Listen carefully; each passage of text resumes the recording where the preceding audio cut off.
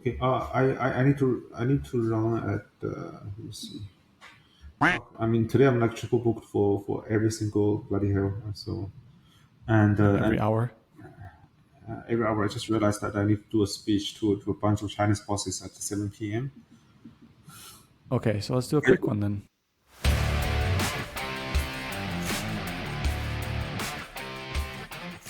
No, no, no. Let's let's let's I'm make just it. saying that. I'm just saying that I just realized that, and I was like a few hours ago. I was talking to the team saying that, hey guys, can you help me prepare the slides? Here are the talking points.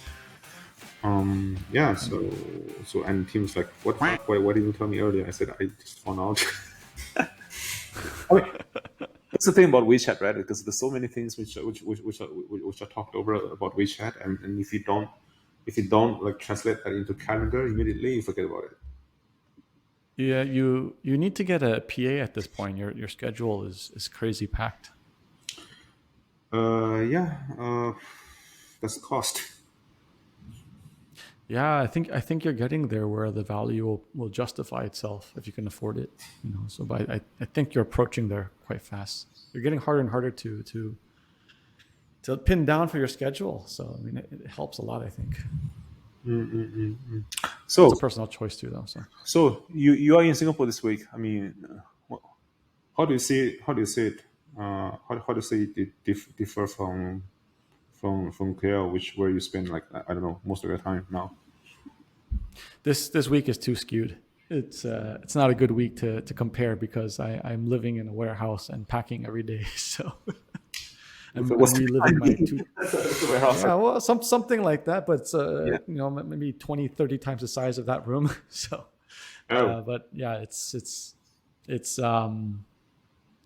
is different. There's a different feeling. There's a different vibe, and I think you're right. You've somewhat convinced me or helped put the icing on the cake where I think I do need to spend more time here. It's just where things happen, where people are. It's hard to avoid it, especially for the business I'm looking at doing, which is media investment space, startups, right? So other places where people will want to deploy capital and build things, but a lot of the genesis for a lot of the big players are going to be here, or at least no matter what, you have a hold co here, right? You have a holding company, and then you invest outwards. So Yep. it's inevitable, I think. So this is something that I've been discussing with Dimitri, our friend from Central Ventures, a lot, and he has been a firm believer of Malaysia being the best place to invest in Southeast Asia for a number of years, and Can he you even qualify that? uh, Can you qualify that?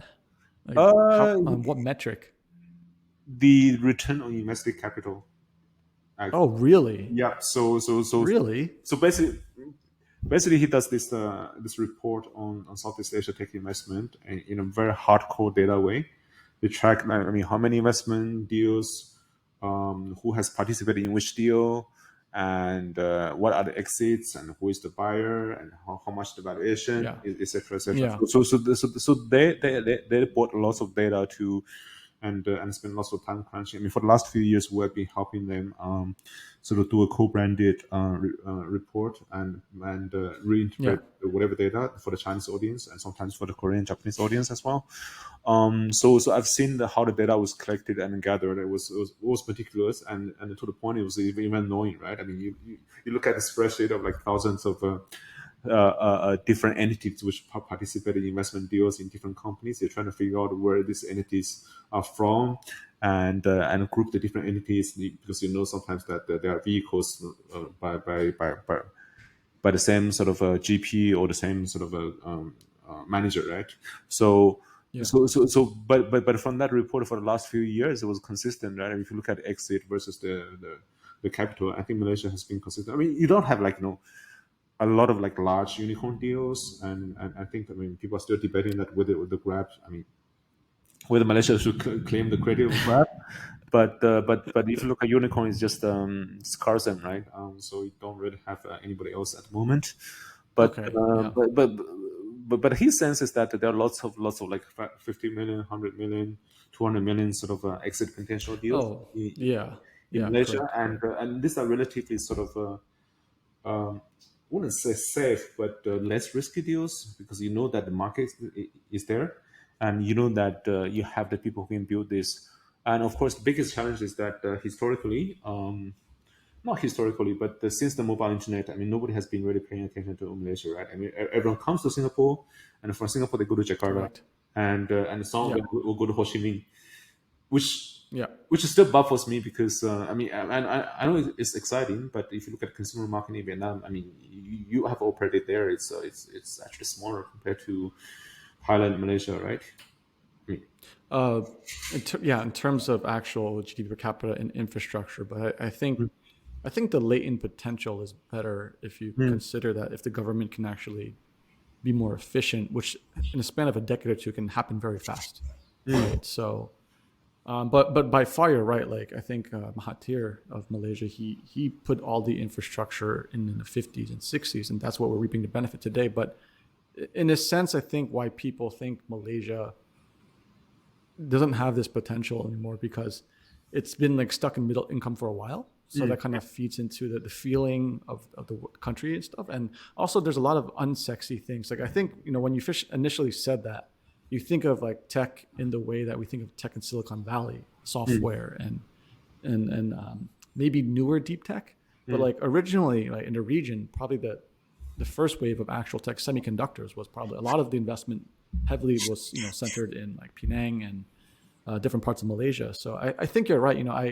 I completely forgot about it, but I was reading some local newspapers, and there were a few business articles which only get circulated locally, and they do every quarter or so. You see quite a few Malaysian companies listing on the Nasdaq, but they tend to yeah, be more deeper tech things that are, again, they're not unicorns, mm, and it's hard for a Malaysian company to be locally supported as a unicorn unless they're outwards facing. Right, it's a small country, mm, so you need to have.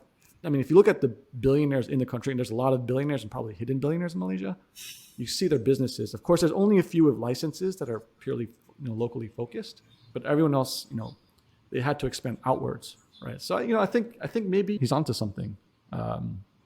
So I think that thesis might actually Dimitri. make sense, but you have to be willing to dig deeper, look at the unsexy things, and look at all the bigger family businesses. They have their hands in multiple things across supply chains that are a lot deeper, and then where maybe applied technology, in the sense that we know tech, needs Mm, to kind of go in there, mm, right? So I think that is absolutely a feasible thesis. But that being said, I think because I operate in the other kind of world of consumer tech and the sexier tech that people kind of been copying and this kind of stuff. So I guess I have tunnel vision, so I get a little bit, I lose the script and I don't look at the other world. But I slowly, as I stay here longer and longer in the region, even just not tech, I think just consumable goods, mm, plenty of room to innovate and do other things. Like we were having the conversation the other day where just food space, food manufacturing space, beverage space. There's plenty of things that are just not as mature as the middle class keeps developing. There's a whole new class of entrepreneurs that could probably disrupt all these old school brands that where people are looking for something different cultural lifestyles and yeah. values, right? So Uh, yeah. and it was funny. A few months ago, I was in Jakarta for a few days with a few, I would say, fairly sort of consumer-focused investors from China, and and one thing that I mean, on a plane back, one thing we're discussing is that somebody was saying that I can't believe that that some of the brands in Indonesia are actually having that level of margin that. For them it's unbelievable. They said, okay, if anybody has that amount of margin, I can't remember exactly because we look at a few brands and we did some benchmark against the more traditional players, and they said that with this kind of margin in China, they would have been disrupted because people would come and say, hey, you can't have that Oh margin. yeah. Yeah. Which I think that's like it's older and it's perceived to be as older and traditional. And you're already kind of seeing the new wave of consumer brands coming in, like Sabrina's brand Amazing Grays. That was just really good timing. There's a lot of new beverage companies, Mm, but a lot of them are being imported, so at a higher price. So there's still room to play at the local level where there's enough margin of differentiation. If you could speak to what the local younger generation wants, you can create really fantastic new brands, right? And I'm not talking in a sense like this, Amazon kind of, branding play where they wrap it up, raise a ton of money and they try to buy all these smaller brands and put them together. No, I'm talking like an actual brand that creates a real moat over time. The kind of stuff that becomes generational, right? So a Yeah. lot of those generational brands won't completely disrupt, and they don't really know how to make the next generation brand, so they end up buying them. Mm. So, and I think the whole next cycle is very interesting. I think Silicon Valley is looking at very deep tech, and I think that still has a role across the globe with leapfrogging technologies. But I do have this feeling where it's not going to be the same type of tech-driven innovation that we saw in the past 10 years. It'll be a different kind. Maybe it's more of a private equity kind of mixed in with venture kind of play, so that's my sense of, coming into the end of this year. I think things are looking different. Of course, the frontier where I play, it's always going to be new stuff, no matter what. So, but I mean, I guess if you're looking at the overall trend, I think it's somewhat of a different flavor going into the next decade.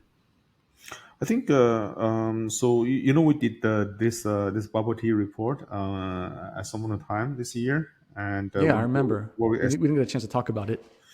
yeah. So basically, we look at, I mean, the whole space. I mean, not necessarily just bubble tea in a narrow sense where you put, like, milk, sugar, and tea, Yeah. and the pearls, right, the tapioca balls. But in a broader sense, that you have, like, other type of, like, new sort of sugary drinks. Yeah. The market is huge, and so our estimate is that it's like 3.6 billion US dollar a market in Southeast Asia, and of course you have a For bunch bubble tea alone. for we categorize. So for instance, if you have the summer lemon soda, which is very sweet, we put Yeah. that into the sort of new drink. I mean, so basically we excluded coffee, tea, etc., etc. This kind of more Okay. conventional drinks, but those drinks which are sold at relative, like, a small kiosks or standalone stores, and with really, like, colorful sort of branding, colorful cups and stuff. So Yeah. so and also we look at a few brands, right? I mean, that brand Mixue from China. So they filed for IPO a few months ago. So we got a chance. I mean, IPO in China. We got a chance to look at their Yeah. whole prospectus. Those guys are crazy, right? I mean, 3 years ago nobody noticed them, and now if you look at Yeah. the actual number of stores, they are like number three, number five in the world, and the only one Yeah. in the top seven, which is non-US. And in Well, others have the that's McDonald's, yeah. yeah, KFC, whatever, yeah, and Subway. I mean, that's the beauty of China. It's such a large market in itself, where where if something goes unnoticed, it just becomes a monster. And Yeah, then I think what's interesting is that by proximity, we get a lot of those brands coming into Southeast yeah. Asia. Right? And I had a long chat with a guy who had been investing in sort of consumer brand. Sorry, yeah, so consumer brands, F&B, and franchise stores in China since like 1998. So he Wow. said a lot of the stores would spend years to figure out what works for them, because they're not like tech, right? You change the product feature, Yeah. and you throw some incentives, you test consumer response. So a lot of the things that they figure out in the process, in the supply chain, etc., takes years. And in the case For of what kind of niche, products?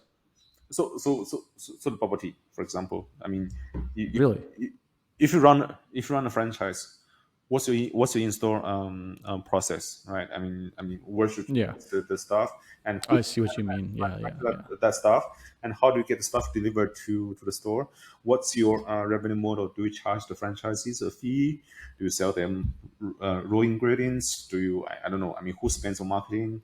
And how do you, I mean, if you have, like, I don't know, in that case, like 20,000 stores, how do you make sure that everyone adheres to the same standard? Because it takes like one like food security incident for your brand to be trashed. But Yeah. I did quite a few F&B entrepreneur interviews on EOA, and there's some interesting insights from there. And I think you could probably use the same framework. So one of the founders I interviewed was from a Malaysian burger chain called My Burger Lab, Ren Yichin, a very fantastic entrepreneur. Really kind of created a you have new wave burger brand. What's you've that? been you've been in Southeast Asia for a long time, right? Because you said a very fantastic Yeah. because fantastic, the word already carries the meaning very, so you don't have to add a. Yeah, I'm speaking off the cuff. Okay, Yeah, okay. I got to work on my speech. But anyway, Yeah. but he tried to do expansion into like Cambodia and I think another country. But what he found out was that if there was no first wave burger kind of like McDonald's or fast food chain, newer brands like his brand probably wouldn't be able to survive because they never really understood the concept of it, right? So if you think about what you're saying of how we have this kind of first wave of F&B, right, and they kind of had to figure out all these processes and all how, and then essentially those processes get built in the back end into supply chain, right? When we're talking about the actual factories and where they buy stuff, either whether it's locally or abroad. And so that like I think I could understand why the first wave took so long. Right? Yeah. And if you look at how F&B is kind of developing layer by layer, I think we're at the point where, for example, if you want to launch a beverage company here, there's a ton of OEM players already. If you want to, you just ride the backs off of the first wave, and that allows you to deploy these kind of new brand concepts faster, and you don't have to figure out as much. So I think it makes a lot of sense. I think what that has done is similar to what what e-commerce has done to brand building. What food delivery platforms have done to F&B concept building, right? So you have infrastructure Yeah. which allows you to test things pretty fast, but I think at some point in time, because it allows everyone to test pretty fast at some point in time. But this is not a winner takes all market. Sometimes we will become big enough. You will need to squeeze the efficiency out of the supply chain. I look at it was very funny. I look at the IPO prospectus of Niche, right? I mean, Yeah. the cost structure would include, okay, how many straws? Of course, they're not very environmentally friendly because they're all plastic, but how many straws that they produced out of their own factories, and what's the cost of production? What's the cost? How much they sell the straws for, etc., etc. So at the end of the day, so it took them a lot of time to figure out. I mean, from operations point of view, how to squeeze the cost at each point, and compared to. Yeah. Because I look at OEM brands, I think in a way we can draw that in parallel into many sectors, right? I mean, so whatever infrastructure is there allows you to build things fast, Correct. but it gives you Yeah. time to try to build a moat before anybody also comes in using the same methodology to disrupt you. Because consumers are always looking for fresh stuff, unless you differentiate. Correct. Yeah, Well, I mean, it also goes in cycles. They are always looking for fresh stuff, but with Gen Z really coming into full force into the workforce, what do they do with their disposable income? They have very different values. They act very differently in the workplace, right? And they're not afraid to speak their mind. They have other problems too, generously speaking. With being conflict avoidant, don't know how to handle stress and this kind of stuff. But ultimately, it makes for a very different kind of landscape in terms of the brand world. And I mean, I like what you said about the whole manufacturing bit, because I think that's where a lot of opportunity still lies. People want to keep just importing these kind of models that do kind of work, but more often than not, what I keep seeing is that market sizing is just always going to be off, and things shouldn't really be venture backed when they get venture backed. And it just makes for a very awkward situation where, you don't live up to valuations and this kind of stuff. But like, if you want to really hit the big stuff, you have to do the hard stuff. Like all this kind of manufacturing technology, I think applied technology in there, we're still very far from the tip of the iceberg of, I don't know, seeing meaningful, gains from investing in those kind of areas. So I just think it's a lot of people.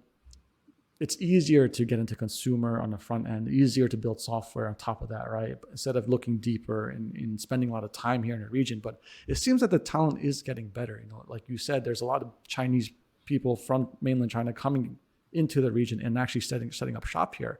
And they're taking a lot of learnings and, talking decades of experience, and then looking at here and then making comparisons. And then, with better talent and better money coming in, I think those opportunities will probably get attacked very soon. So, I agree. Yeah. Just coming back to the bubble tea example that I mentioned about just now. So we got asked by a number of people, right? They said, okay, 10 years Yeah. ago, 15 years ago, those bubble tea shops are popping up everywhere, and most of them did not survive. But if you look at the Yeah. current wave of those franchises, how do they differ from the previous ones? Will they survive? And we did some study about the current generation of brands. I mean, in Malaysia, you have Tea Life, right? Yeah. Yeah, and the current generation is like it's different animal, right? Because previously they were like small individual shops. I mean, they buy things from distributors, and they try Yeah. to create their own brand. And of course, I mean the quality, the taste is not consistent, and they don't have a methodology to manage their workforce. And there's no software to manage the shift, for example, right? And simple things we Yeah. would think that was as natural, but when it comes to actual retail, there's lots of shit which could happen. And food retail is also different from the actual goods retail. And if you look at the current wave of what we call new beverage players, I mean, these guys are very minute with processes, very minute with systems, and many of them would Yeah. have software to manage things. So back to what we discussed earlier, right? I mean, are these tech businesses or tech enabled businesses? And well, that's the thing. I mean, they've made a new brand, but they don't need the tech, right? So that's the question. Like, I think it's going to be another problem though, where there might be some conflation where, you kind of look at this new brand and then someone says, I have tech. That's where, like in F&B, where it's a very fragmented market, it's very hard to get to something where it would look like tech. I mean, consumer itself is large enough. You don't need tech to be large in a consumer space, True, right? true. We're talking about some of the largest companies in the world are not tech, right? So, can tech do something further on the back end? If I think probably yes. On the front end, it's still a big question. And yeah, I think nothing has proven it. I mean, I think you can do stuff on the front end, but it's not going to be like a unicorn, right? I, I Like kind of like the well, maybe I don't know. Maybe you're wrong. One of the companies you work with is Club, right? So that might be on the front end and is tech. It's a thin layer, but at scale, it could probably, if everyone has mass adoption, that probably can yeah. turn out a big business. But I don't know. Maybe you could explain what that is. I mean, it's a QR payment system. So at F&B, and it was founded by friends Mahmoud and Ayad, who are based out of UAE. So they raised a decent money for the first round, 70 million USD for seed.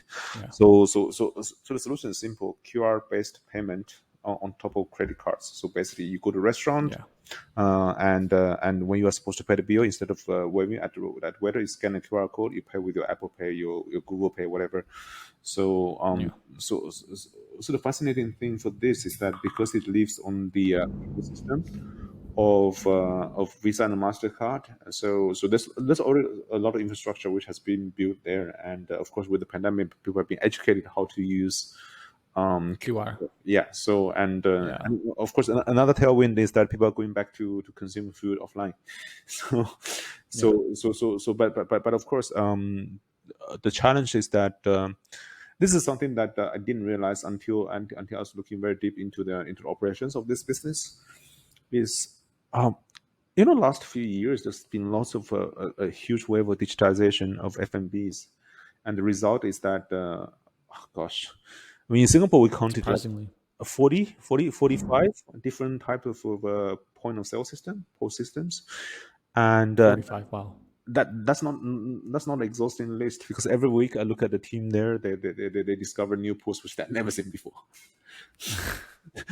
And of course, I mean, on top of that, you have the restaurants which are both like different systems, CRM, survey, QR ordering. I don't know, it's just some display panel. I mean, some of them bought robots, and most of them are not functioning anymore. So basically, I think when people are faced pressure or incentives, they adopt lots of systems. But as of now, unless you have someone who is, I mean, I look at what Meituan is doing in China, right? They're trying to force their POS into the merchants, and they offer everything. They offer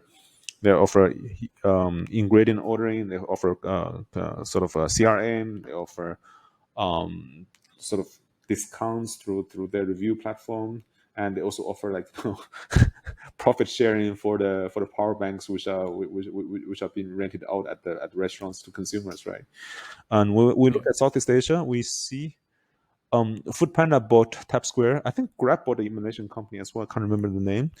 And of course, Lyman 19 is pushing their post quite Yeah. Oh, aggressively. they raised so much money. Yeah.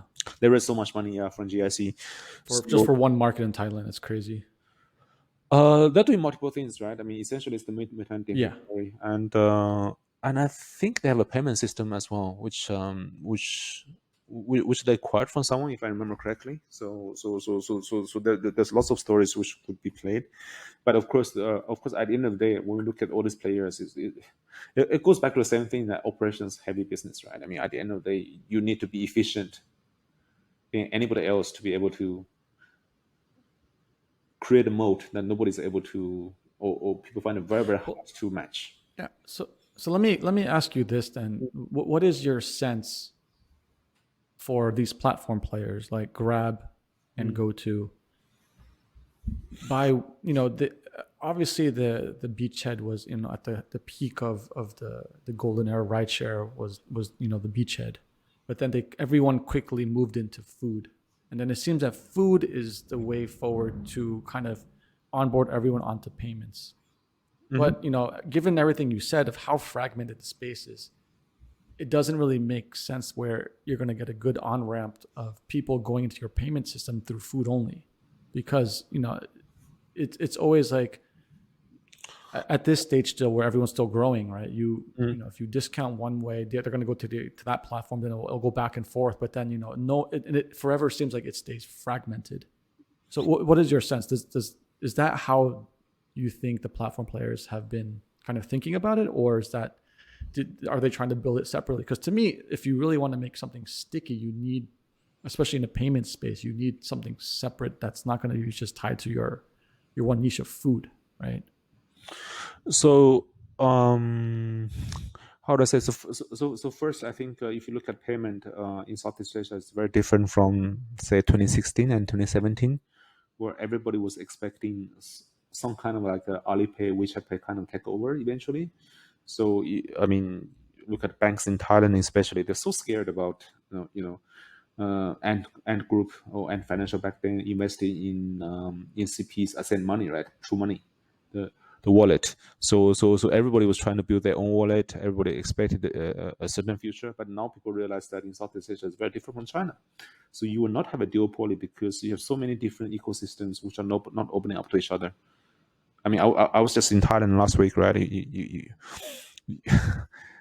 I mean, True Money, they're promoting that at 7-Eleven, which is owned by CP Group, the same parent, and of course, Central, the other like large retail group, they have a Dolphin wallet, which they're promoting at the Family Mart, which they sort of own, right? So you have this kind of walled gardens, but it's different from walled gardens in China, right? Walled gardens in China is that okay, you have large platforms which cover every aspect of people's lives. But here is high overlapping, and also I mean there's no way in most places for a person to be able to just bring one wallet and to be able to use it in all use cases.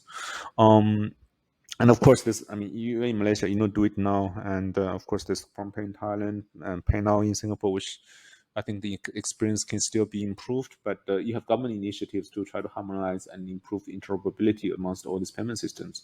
So at the end of the day, what would that transpire? You probably noticed, like in the latest, either earnings or investor day, Grab and Shopee have both abandoned of the platform payment promotion. So you will not see them like going aggressively to merchants of line saying, "Hey, use GrabPay or use Shopee Pay." So they focus on their own sort of ecosystem, which I think. I think from dream wise would be very different from what Alipay and WeChat have achieved in China, but but it has a lot of value. If you ask me, I think one big advantage Grab has over FoodPanda is they have their payment system. So at the end of the day, you look at the food delivery as a very thin margin business. I don't know. At the best, you would achieve what, one point something, 2% net margin over the GMV you have, and if your payment cost is already like 1.52%, then versus somebody whose payment cost is half of that, the UE can be very different. You're on mute. What I was saying is that For FoodPanda though, even I mean, they have quite a large volume. You're telling me they don't have the negotiating power of the payment processor to get the same margin as someone who owns it? I mean, like what is the actual payment cost for Grab? Do you think? Because I mean, Um, like at scale, you could get down sub maybe 1% even for FoodPanda. I would imagine. yes, but they don't have people who use their wallet extensively, right? I mean, you just Oh, I see what you mean. put Yeah. lots of money, you put money into the wallet, and you just use money from that wallet. I mean, if that's the case, what they pay is the engineering cost, the server cost, is the fraud cost, but not cost to a third party for processing that payment. Yeah. Mm. Okay. Mm. If you look at FoodPanda as a whole, I mean, I used to work there, so disclaimer. But last month, I met this big ass investor from Hong Kong, and I asked him what's his sense about Delivery Hero. He said, "Oh, Delivery Hero is a PE, Is a what? PE private equity. Private equity delivery hero. Yeah, so they buy number one, number two in each market, and they lump everything together and report good numbers. Oh, I see what you mean. Yeah, well, I mean, it has worked out very well for certain key markets like what Korea, like basically the guys who carry the whole company. I mean, Southeast Asia has been there forever though, like with Food Panda. So it's a business that's not. I don't know. It's not losing money, right? It's if anything, it We should be. It was very interesting. I was discussing with a few other investors like last week. We were doing a exercise. So say, guess how much percentage of Delivery Heroes Asia business or Asia GME comes from Korea, and of course some of us have our own independent research because they don't disclose that numbers. Yeah, Amazingly, like I think there were four or five of us, and everybody got within a range of 70 to 75%. it's really wow. Yeah. So Well, I mean, for what is publicly disclosed though, because I mean, when they do their earnings. they just disclosed Asia numbers, and Asia is about Oh, okay. 60 something percent of the total numbers. So, which, if our guess of the Korea numbers are right, then the Korea is 40% of the whole group. That's pretty amazing if that's the case, because Korea is it's a big country, but it's not like a crazy big country, right? And Yeah, so exactly, it's 50 million people. So it's a yeah, market where I think lots of tech investors would discount. I said 50 million, not big enough.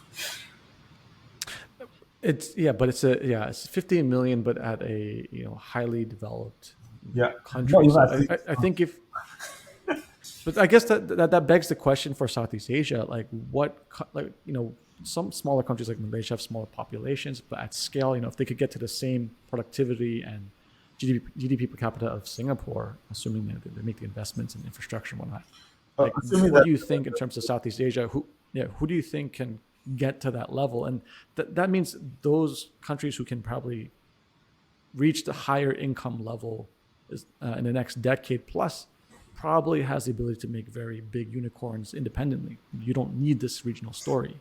What's a question of who can actually get there? yeah, I mean, it seems that Singapore's probably limited, right?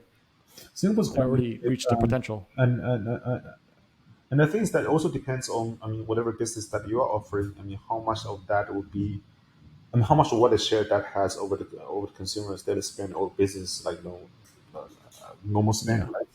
So if you're selling toothpaste, I mean, in Singapore there are only so many people you say so exactly.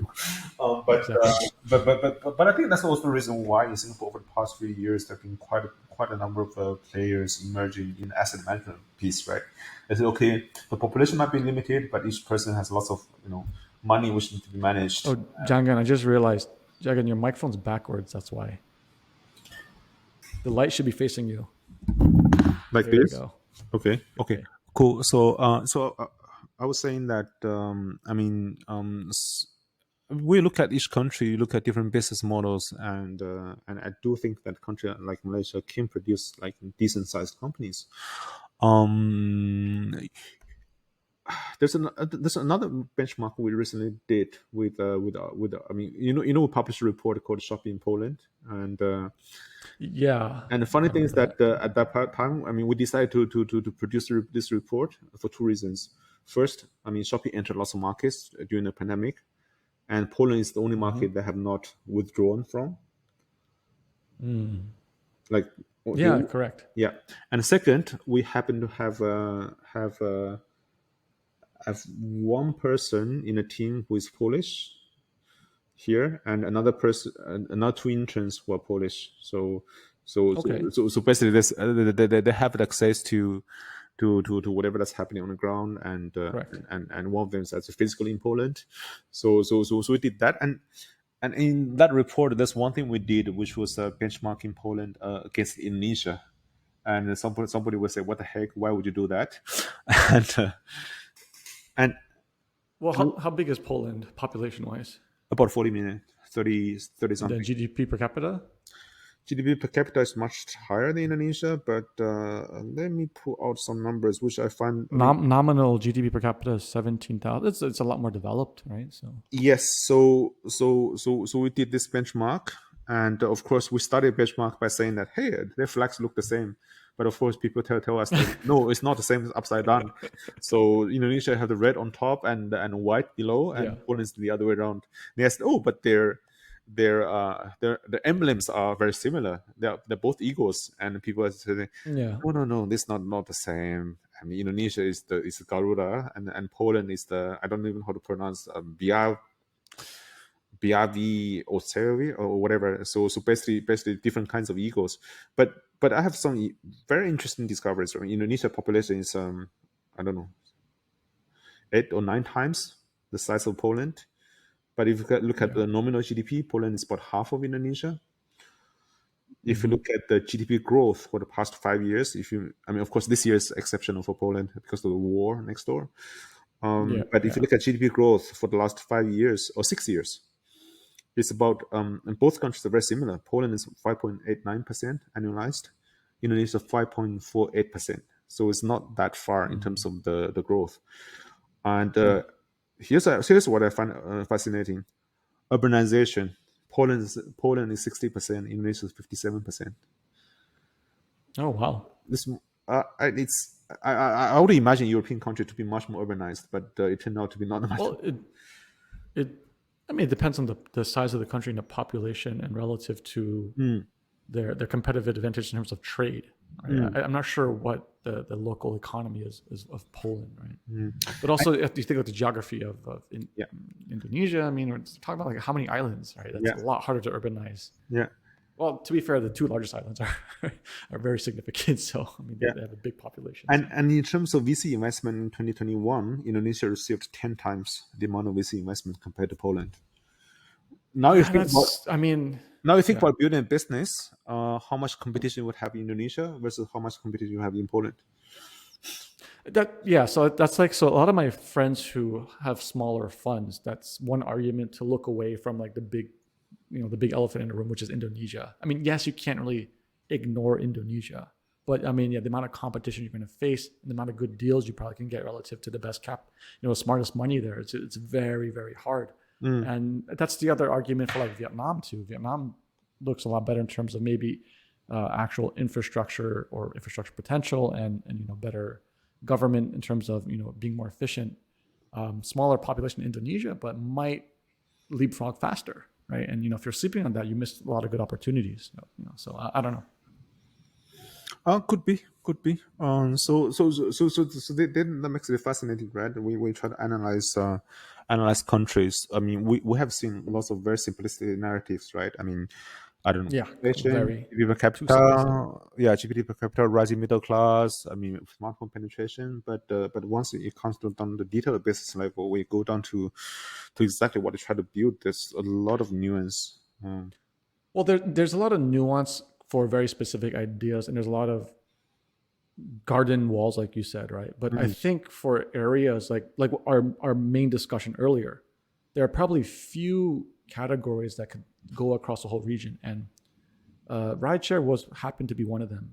Maybe not as a size as they probably think in terms of total TAM, but like we talked about, like F&B or food brands, those could easily cut across if you can do it well. It's assuming you have the same pain point for a desire of a generational. Let's say the younger generation all want the same thing. They participate in the same culture. Brands could cut across all countries easily. So there's very few categories, and especially with tech, because the tech has to solve very unique problems to the local ecosystem. And not all those things will be the same, right? That's the nuance you're talking about. Mm. But there are other areas where it does cut across. But I think just people get it wrong. They just want to take what's cool and trending from the West and smash it here, and then it just doesn't always work out how people think. So Yep. Talking about that. Oh shit! Sorry. Just while I was talking, and this news which came out,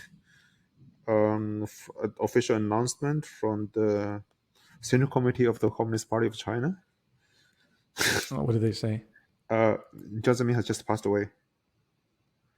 Who? The previous president, Jiang Zemin. Oh, Jiang Zemin, really? Oh my God. Yeah. When did that happen? Wow. Yeah. So today, How old was he? 96. Oh wow, he was okay. He was very old already. Very interesting dynamics. What I mean, his death. What does that mean though for the CCP in China?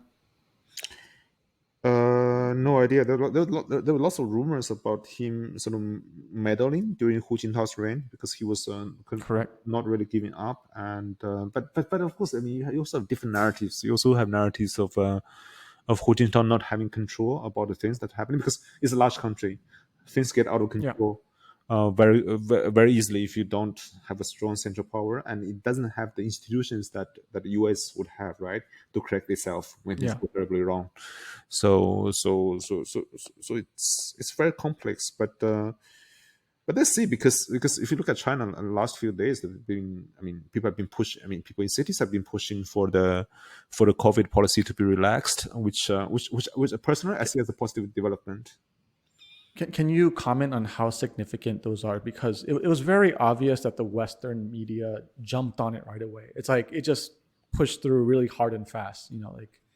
It's like trying to latch onto the narrative where like, oh yeah, see, not good system, bad. But it was a little bit too obvious how forced it was. But like, so how significant are the protests? Or because like when during the Hong Kong protests, a lot of Dave was living there.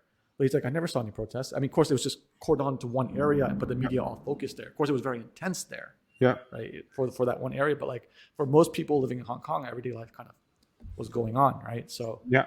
I don't know what is your friend saying, or anyone who's living there?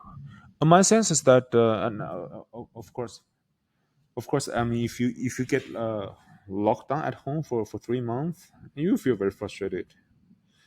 And if you run you run a small business, and if you can't do a business and you can't pay your bills, you get very frustrated, right? I mean, if you're an investor, you can't go anywhere to do diligence to meet the founders. You get frustrated. So people are frustrated because of this for many years already. And last week I had something about, I mean, why Shanghai would go into lockdown in March. And the funny thing is that once you started sort of trying to put yourself in the shoes of decision makers, you say, what options do they have, and what are the consequences of each option? Correct. I mean, they at the end of the day, you don't necessarily agree with what they have done, but you sort of understand why they had to take that decision at that point in time. So of course it's quite easy to criticize, but also you notice that, okay, what are other options, and what consequences would the other option lead to? So it's usually not as straightforward as people make it sound. So it's and of course the protests the last few days. I don't know. There's lots of facts and counterfacts in it. So a quite widespread narrative that the people probably don't see outside China is some people are speculating. I'm not sure whether the speculation is planted by the government or it's organic from the people. Some people are speculating who are these. I mean, of course, there are people who are genuinely unhappy, who are pushing, saying, "Hey, we want to get out." But there are people who are obviously chanting like anti-Xi and anti-government slogans. Who are these people? Yeah, that you saw that in headlines. Yeah, who are these people? And there's the narrative saying that they find these people suspicious because obviously the ones which were conducting such protests in Chengdu didn't speak the Suzhou dialect. So, so, so, so, so, so, so, Well, so people yeah, said that I mean, of course, I mean, there's speculation that some of these people might be employed by some plants. NGOs. Yeah. So and Oh, NGOs. yeah, NGOs because Interesting.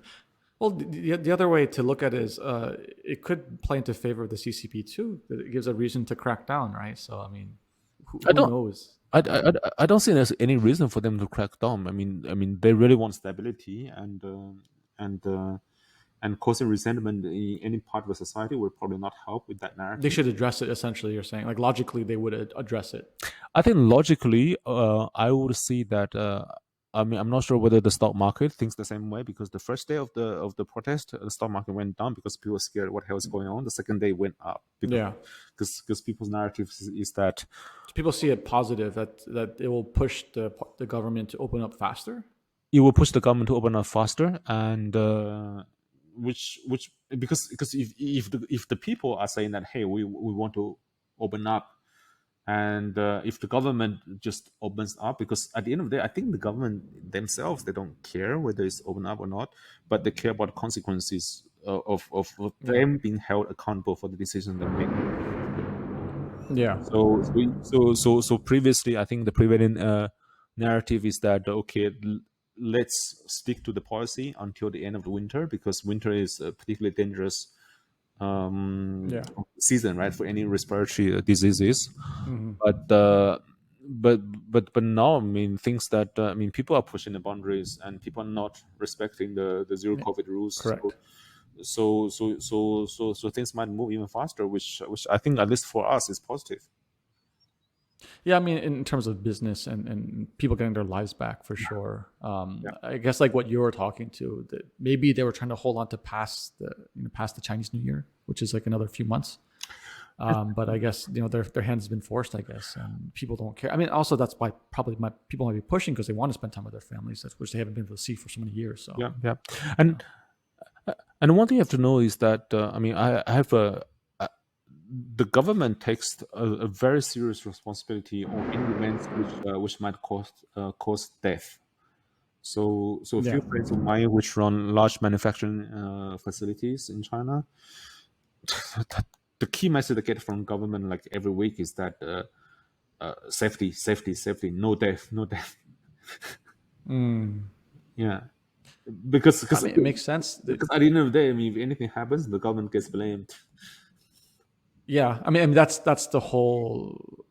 I mean, that's the double-edged sword of that system, right? It is. It You're is. responsible for Yes. the good and the bad, Yeah. and so you have to really be responsible to that. And Yeah.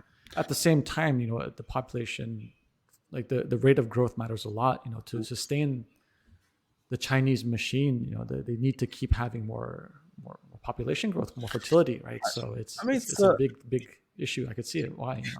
it's a huge challenge. They probably saw what's happening in Korea, what's happening in Japan, and I think that they tried Yeah, to avoid the same thing. But it's a large machine which is very difficult to steer, and in yeah, a way that's some of my friends' sort of positive interpretation of the new Politburo, which is like consolidated power to one person and his loyalists. Um, but uh, uh, but of course, I mean, some things are more short term, some things are more long term, right? I mean, if you go back to yeah. ancient Rome, I mean, in time of crisis, you concentrate power to a dictator or two dictators, or was it one? Yeah, One. Okay, yeah, that's how the term yeah. was That's true. invented anyway, right? What's that? That's how the term dictator was invented anyway. Yeah, I Ancient think Rome. so. Yeah, Yeah. yeah, yeah. But anyway, I need to run. I think by the time this goes out, it's the last month of the year. So we already say Happy New Year, everyone. Yeah. Yeah. Well, I don't know. We might be able to get maybe one more episode in. I'm trying. Maybe we get all four of us together when Dave comes back to Asia, and we can do Where's a coming final back? year little wrap up. 2 weeks. So he's 2 weeks in London now. Andrew's in London as well. He's working like 24/7 there. He does his crunch week, works a few weeks, and goes off to a mountain after that. But yeah, I think maybe sometime in December we could do a wrap up for the year, Yeah. kind And of a recap what we talked about, and I think see next what time else we for next year. I think next time we need to talk about Timo and Pinduoduo. This is going crazy in the US. Yeah, is it? Yeah, I would love to hear that. So yeah, we could do that for next time for I'm, sure. I'm sure Andrew has some perspectives. Oh, for sure. Well, he's Cool. he's Yeah. always the champion of the. Okay. Okay, man. Yeah. All right. Thanks for the episode, the good casual chat, and then hopefully we'll get everyone for the next round. Then. Have a good day. Bye. All right. Bye bye.